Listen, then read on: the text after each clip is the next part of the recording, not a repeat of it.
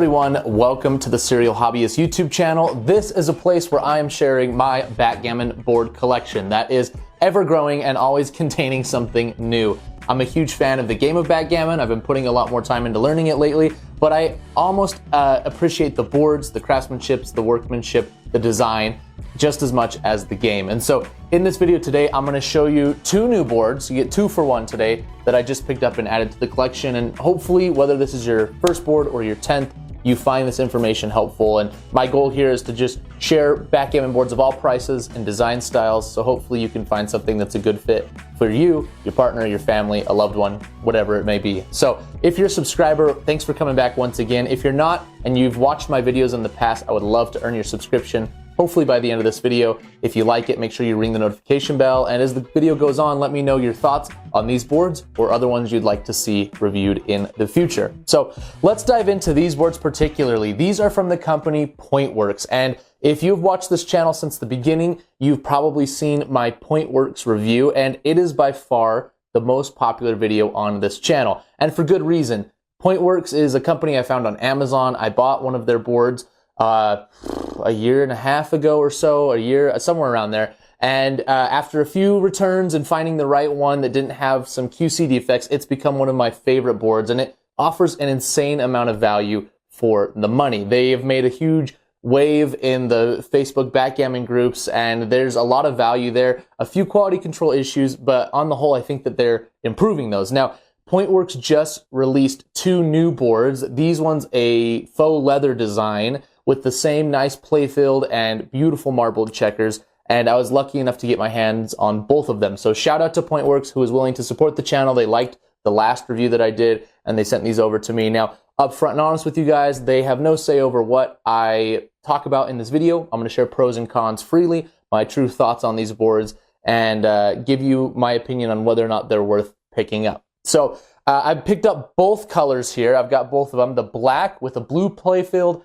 and the brown with the green, which is my personal favorite. Now, we can start with the external of the board. These are 19-inch boards, which, according to the Amazon description, would put them 1 inch less than the 20-inch wood one that they have, but I feel like size-wise they feel pretty similar. This is what I would call a mid-size, mid-large size with 1.5-inch checkers, and it's not full tournament, but it's probably the closest you're gonna get. And sometimes people tout this as a travel size. I think this is kind of getting to the size where it's maybe a bit unwieldy, but overall, this is a great size. And if you haven't bought a backgammon board before, you don't want to go all in on a tournament size, this is probably a really great option for you. Now, this is a PU leather, faux leather, whatever you want to call it. I think it's the same as like a Silverman & Co. or one of the many, many others. I don't know if I even actually have any true leather exterior boards. Most of them are going to be faux leather, and that's fine. It looks great. It's really durable. It's got a pebbled finish, which I really like. The stitching is excellent. There are no quality control issues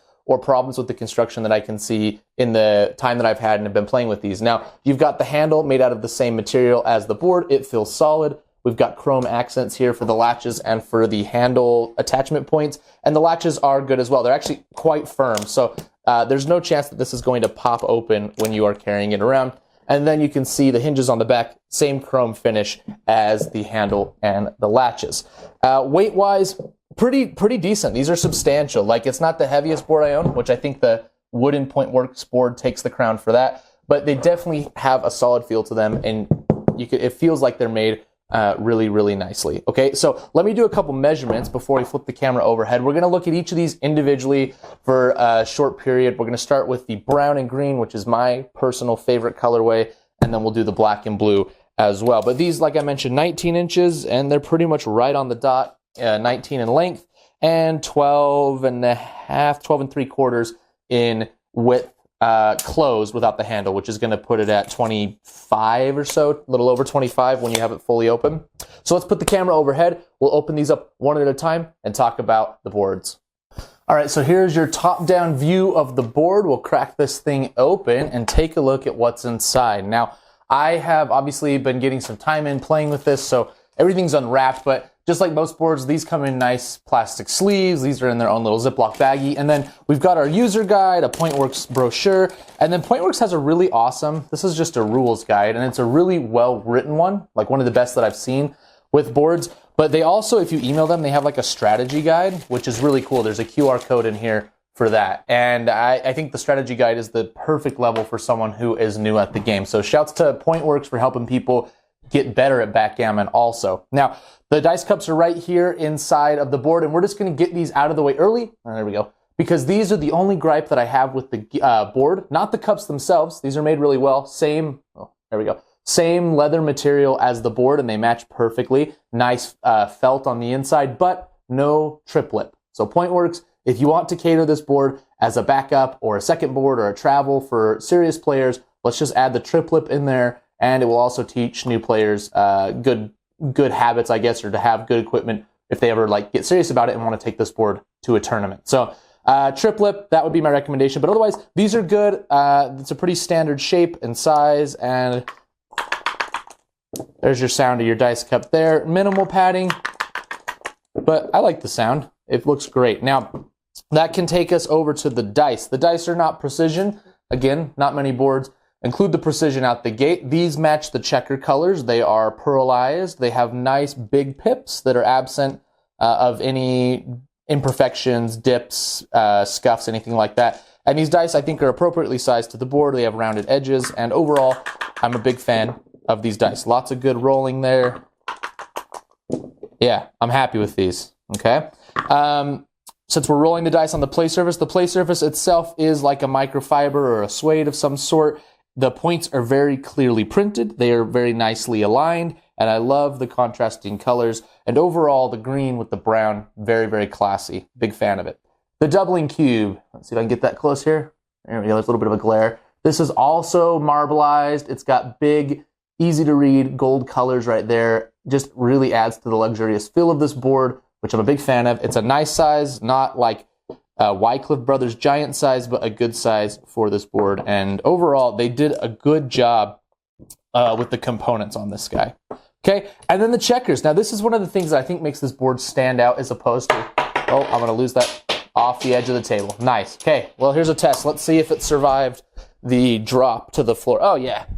Oh, yeah, not a scuff or anything on it. Okay, I'm back. So here are the checkers. Beautiful marble finish.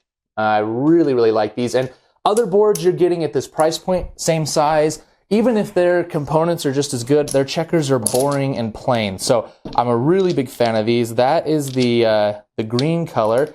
And then the white or ivory, also pearlized, also really, really pretty. Super happy with that. So let's set up some checkers, play a few rolls, and then we will grab the other color so we can take a look at it as well. We've got the Pointworks badge right here.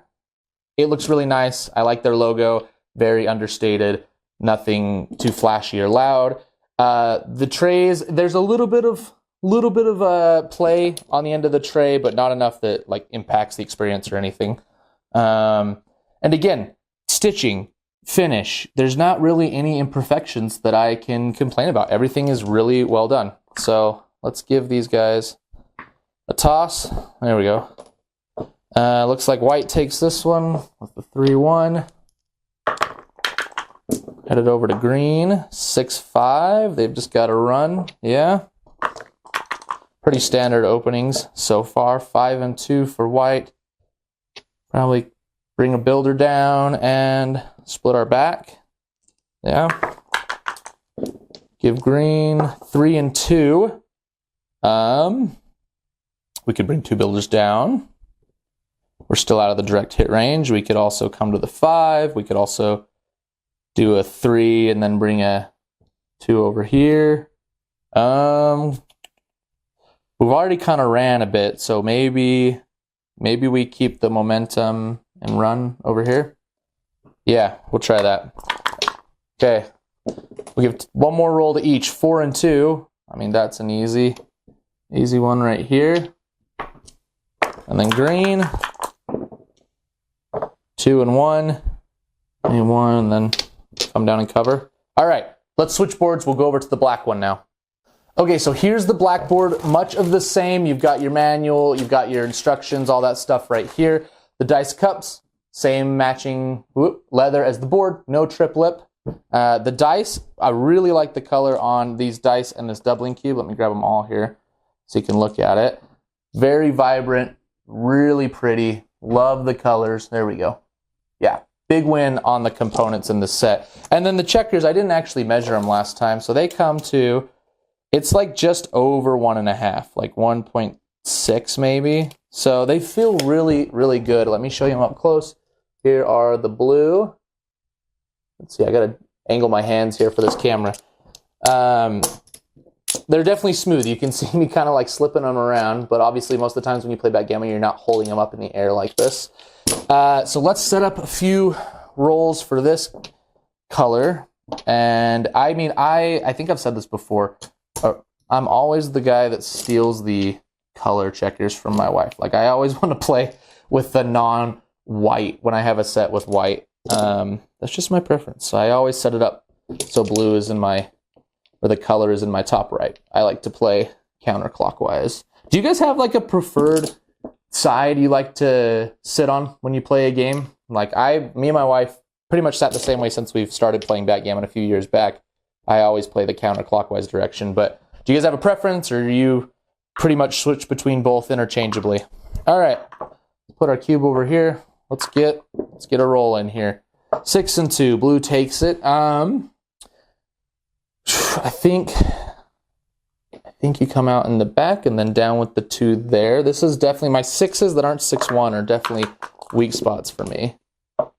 2 and 1, these are not dish checkers, so you can, to me, you can play that when they come out like that. 2 and 1, will probably come down and split, yeah. Let's see. Oh, gotta hit the board right here.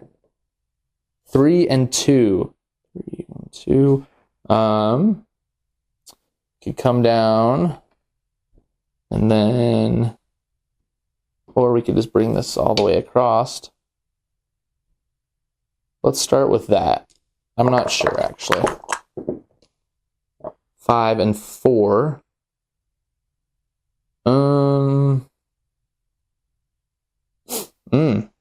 These are 1, 2, 3, 4, 5, 1, 2, 3. Yeah, I think we got a hit, yeah? Okay, couple more here. 5 and 3.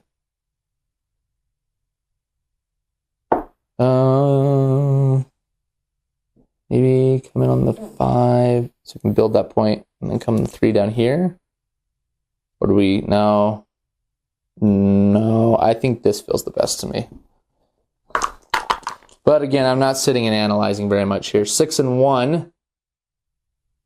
We could probably 6 and 1, yeah? Okay, so let's cut to the outro, give some final comments on these boards. Okay, before I cut to the outro, I realized I forgot to get our measurement across of how many checkers fit long ways, and then how the fit is side to side, because that's one of the most important parts of the board for me. I don't know how I forgot it. So 6 side to side.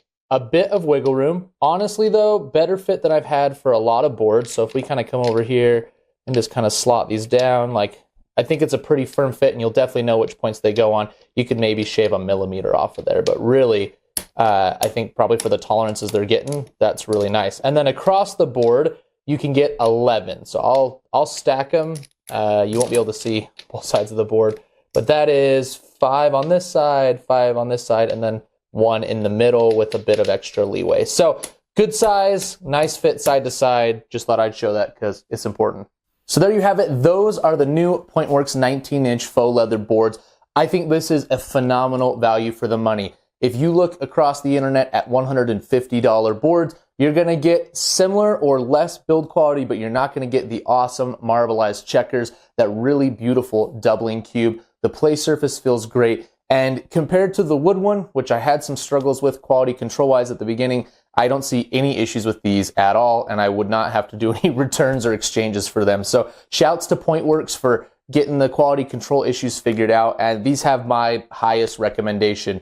If Pointworks is listening again and wants to cater to the more serious backgammon player market, and obviously teach some good principles to the entry-level people as well, add the triplet to your dice cups. I think that would be huge. That's really the only thing that I think a serious player would kind of hesitate at. But for me, this is a great board to introduce players to the game, and they're not going to really care about the triplet out the gate, but something we can work on in future boards. That's going to be it for today. I'd love to have you as a subscriber if you're not yet, and ring the notification bell. Leave a comment. Which is your favorite color of these two? And what are your thoughts on these new Pointworks boards?